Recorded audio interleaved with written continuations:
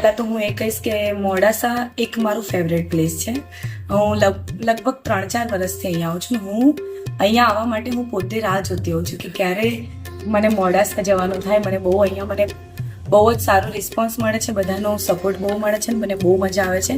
અને આજે એક ખાસ વાત કે આજે વધારે ગર્વ થાય છે કારણ કે આજે સાકરિયા ગામ, મોડાસા તાલુકાનું સાકરિયા ગામ, જ્યાં દાદાની મૂર્તિ છે, સ્વયંભૂ મૂર્તિ, જે ઇન્ડિયામાં ફક્ત 2 છે અને ગુજરાતમાં એક જ છે.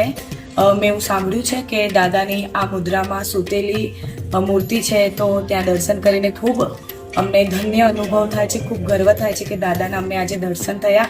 એટલે દાદાને બસ એ જ પ્રાર્થના કરીએ કે આખા મોડાસા, આખા અરવલ્લી જિલ્લામાં બસ એમના આશીર્વાદ રહે અને બધાને હંમેશા ખુશ રાખે, એવી દાદાને પ્રાર્થના છે. બસ હવે રાહ જોઉં છું કે ક્યારે સ્ટેજ ઉપર જવું અને બધાને મળું અને બધાને મોજ કરાવું. પહેલાં તો અહીંયાનું એક મોડાસામાં બધી રીતે બહુ સારી વ્યવસ્થા હોય છે. મેન તો મહિલાઓ માટે, લેડીઝો માટે પણ બહુ સારી વ્યવસ્થા હોય છે કે કોઈને તકલીફ નથી પડતી. અને બીજી એક વાત કે અહીંયા ક્યારે કોઈ 3 વર્ષથી આવું છું પણ ક્યારે મેં એવું નથી જોયું કે અહીંયા કોઈ જાતનો ઝઘડો થયો કે કંઈ પણ. બધા શાંતિથી હળી મળીને ગરબા રમે છે. પબ્લિક પણ બહુ વધારે હોય છે, ઓવર ક્રાઉડ કરીએ ને એમ સોલ્ડ આઉટ જ હોય છે.